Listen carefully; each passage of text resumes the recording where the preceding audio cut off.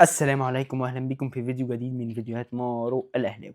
والنهارده احنا هنتكلم عن المنتخب المصري وادائه في البطوله الافريقيه وسبب سوءه والاداء السيء ده والاداء المخيب ده والاداء اللي يسد النفس ده في كل الماتشات، في الثلاث ماتشات.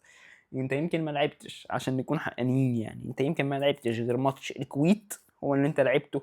ها، على الاقل لعبت فيه شويه حلوين.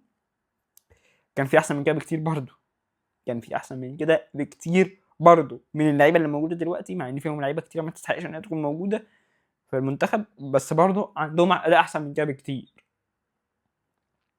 اداء احسن من كده بكتير، ويقدروا يكسبوا الكويت اللي هو منتخب ضعيف جدا، مع احترامي طبعا لمنتخب الكويت.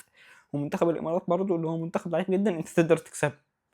انت واحد فيه لعبت قدامه وتعادلت بسبب ان انت ما عندكش مهاجم، بسبب ان انت رحت بكذا هجمه كلهم انت بتضيعهم بسبب ان انت ما عندكش مهاجم غير مروان حمدي اللي لما نزل جاب لك جول. والماتش التاني ده، الماتش الاولاني بتاع الكويت، الماتش التاني بتاع الامارات، انت باين انت لعبت اخر 10 دقايق فقط. باقي الماتش كله انت برضه ما جيتش، انت لعبت اخر 10 دقايق فقط، باقي الماتش برضه كله انت ما جيتش. طيب، ماتش النهارده ماتش النهارده اللي انت خسرت 3-0. يعني اظن من النتيجه واضح ان انت اصلا ما جيتش خالص الماتش النهارده. اظن من النتيجه واضح ان انت ما جيتش خالص ماتش النهارده خالص بقى، ولا جيت حتى اخر 10 دقايق، زي اخر 10 دقايق زي ما جيت في ايه، في ماتش الامارات، ولا جيت حتى مثلا باداء، بس في اداء احسن، باداء كويس بس في اداء احسن منه زي ما عملت في ماتش الكويت. يعني حتى الحاجات دي اللي انا قلت لك ان انت لعبت كويس في ماتش الكويت بس في احسن بكتير، وال10 دقايق اللي انت لعبتهم، اخر 10 دقايق اللي انت لعبتهم في ماتش الامارات انت ما عملتهمش النهارده. حتى الحاجتين دول انا بقول لك ان انا مش راضي عنهم، برضو انت ما عملتهمش النهارده في ماتش النهارده قدام الاردن. طيب ايه الاسباب بقى في ان انت يحصل لك كده، وايه الاسباب ان المنتخب يطلع بالشكل ده؟ الاسباب طبعا اتحاد الكوره رقم واحد، طبعا اتحاد الكوره رقم واحد، اتحاد الكوره رقم واحد، طبعا هو واحد من الاسباب، هو السبب الاكبر النهارده ان هو يتلام. ليه؟ بيلعب لك الدوري او مشغل لك الدوري ومخلي لعيبه بيراميدز ما تروحش المنتخب ده بسبب ان بيراميدز رفض ان هو يودي لعيبته عشان عايزهم في الدوري، في ماتشات الدوري. فانت مثلا خسرت امكانيات لعيبه زي قطه، اللي لو كان موجود كان اكيد هيبقى احسن بكتير من مثلا لعيبه زي النني ولعيبه زي قفشه. يعني انا مش فاهم هما الاثنين متاخدين ليه. زلاكا يعني نفس الكلام، لو كان متاخد كان هيبقى احسن بكتير من لعيبه زي النني وزي قفشه. بقول لك لعيبه من المنتخب كانوا متاخدين في المنتخب الاول كان المفروض برضه يروحوا من بيراميدز، زي مثلا مهند لاشين. مهند لاشين ده هو متاخد في المنتخب الاول، عشان بس نكون حقانيين هو متاخد في المنتخب الاول، بس كان المفروض برضو النهارده يروح يلعب في المنتخب ده عشان ياخد فرصته، عشان يبتدي يتحضر للبطوله الافريقيه، او يبتدي يتحضر ل آم، كاس افريقيا، عشان هو بنسبه كبيره مش هيلعب هناك، هو بنسبه كبيره مش هيلعب هناك. فانت كنت المفروض في بطوله زي دي تاخده تحضره عشان، او تجهزه عشان لو احتاجته في البطوله الافريقيه او في بطوله افريقيا. نفس الكلام على صلاح محسن. انت برضو وده بسبب ان مفيش تنسيق ما بين المنتخبين، ده بسبب ان مفيش تنسيق ما بين المنتخبين، ان انت مفيش تنسيق ما بين المنتخبين، فمفيش فكره ان انا ايه اخد صلاح محسن ما انه مش هيلعب كده كده بنسبه كبيره في كاس افريقيا، تاخده وجهزه عشان لو احتاج، لو المنتخب الاول يحتاج له في افريقيا يكون جاهز. لا، مفيش التنسيق ده.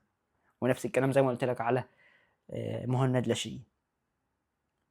طيب، ونفس الكلام على امام عاشور اللي انت بقى كنت، ده المفروض بجد ده كنت المفروض تاخده،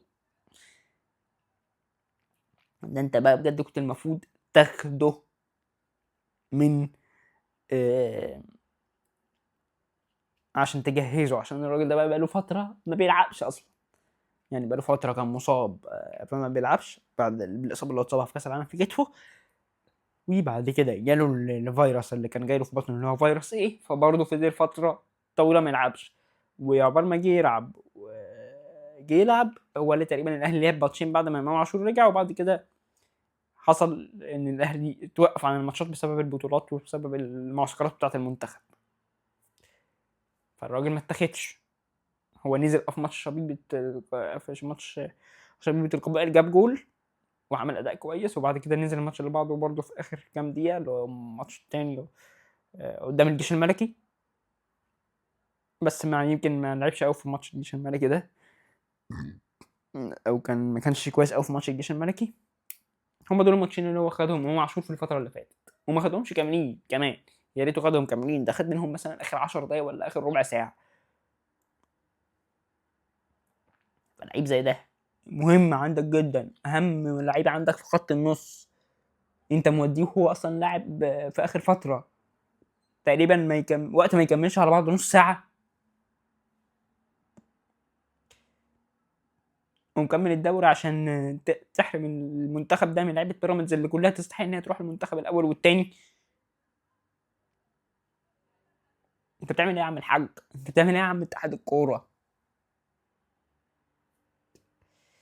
طيب، في لعيبه بقى برضو مش المفروض فين بقى اللعيبه برضو بسبب عدم التنسيق ما بين المنتخبين، وان المدربين بيعاندوا مع بعض، وان المدربين بيسابقوا بعض بيشوفوا مين اللي هيعمل اداء احسن ومين اللي هيكون احسن، المنتخب بتاعه احسن. المدربين بيسابقوا بعض بيشوفوا مين اللي هيكون المنتخب بتاعه احسن. فحسام حسن يقوم رافض ان هو يودي لعيبته، لعيبه زي امام عاشور ولاعيبه حسام حسن يقوم رافض ان هو يودي لعيبه تجهز في البطوله العربيه زي ما عمل مع امام عاشور.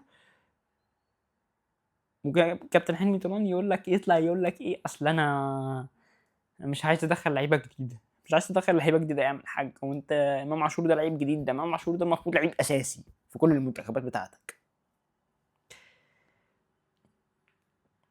طيب، بسبب التنسيق ده برضو ايه اللي حصل؟ ان في لعيبه كانت المفروض تتاخد ما اتاخدتش في المنتخبين بسبب ان مفيش تنسيق، فكان كل واحد فاكر ان التاني هياخده. زي محمد طاهر وزي ناصر منسي، كل واحد اعتمد ان التاني هياخدهم، وفي الاخر الاثنين ما خدهمش، ولا كابتن حلمي طولان ولا كابتن حسام حسن. وعلى فكره، محمد طاهر وناصر ماهر الاثنين يستحقوا ان هم يتاخدوا على الاقل في المنتخب الثاني. مش هقول لك ان انت تاخدهم يا سيدي في المنتخب الاول، يعني بصراحه الاثنين. مثلا محمد طاهر انا من وجهه نظري هو لعيب كويس، بس ممكن يكون اداؤه مش مقنع قوي لكابتن حسام حسن. بس على الاقل يتاخد في المنتخب الاول، يعني على الاقل اداؤه يأهله انه على عفوا ممكن اداؤه ما يأهلوش شويه ان هو يتاخد في المنتخب الاول، محمد طاهر، بس على الاقل اداؤه يأهله ان هو ياخد في المنتخب الثاني. نفس الكلام ناصر ماهر اللي لو سيء هيبقى احسن من قفشه اللي قاعد على الدكه بقاله 9 سنين. اللي قاعد على الدكه بقاله 9 سنين في الاهلي، اللي الثلاث مدربين اللي جم السنه دي في الاهلي ولا واحد فيهم لعبوا الا دقايق قليله. يعني اللي لعبوه دقايق قليله، او الاوقات اللي لعبها لعب دقايق قليله جدا، سواء ريبيرو او سواء كابتن عماد النحاس، او سواء ريبيرو او كابتن عماد النحاس، او اسمه ايه اللي كان في الاول قبل ريبيرو؟ ريبيرو او كابتن عماد النحاس، او عفوا ريبيرو او كابتن عماد النحاس، او ياس تروب. الثلاثه تقريبا ياس تروب انا ما شفتوش لعب قفشه، او مش فاكر ان هو لعب قفشه. وكابتن عماد النحاس وكابتن ريبيرو الاثنين كانوا بيلعبوا قفشه اوقات قليله جدا، كل فين وفين مثلا يلعبوا 10 دقايق ربع ساعه كده.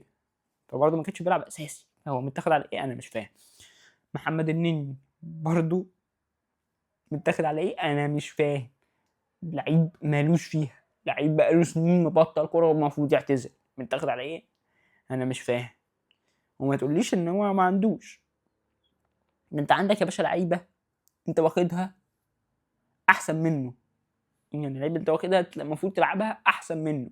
فده الجزء اللي كابتن حلمي طولان بس يتلام فيه، ان في لعيبه هو واخدها احسن من النني كان المفروض يلعبها عن النني، واحسن من قفشه في خط النص. زي مين؟ زي آمم زي اسمه إيه ده، زي كريم الدبيس اللي أنت واخده ومقعّده على الدكة، مش فاهم أنت واخده ليه بصراحة طالما أنت كده مش مقتنع بيه وواخده تقعّده على الدكة، أنت واخده ليه؟ أنا مش فاهم. مع إنه عامل أداء كويس جدًا على فكرة مع المصري في الدوري المصري. طيب، فده كريم الدبيس ده رقم 1. التاني، اللعيب التاني اللي أنت برضه واخده وما لعبتوش، سام مرسي. سام مرسي اللي بيلعب في إبسويتش، اللي هو نادي في الدرجة التانية في الدوري الإنجليزي. ده أكيد حتى لو ما بيلعبش أساسي هو أكيد برضه أحسن من قفشة، أكيد أحسن من نني، أكيد أحسن من الاتنين دول حتى لو ما بيلعبش أساسي في إبسويتش في دوري الدرجة التانية الإنجليزي. فأنت واخده ليه؟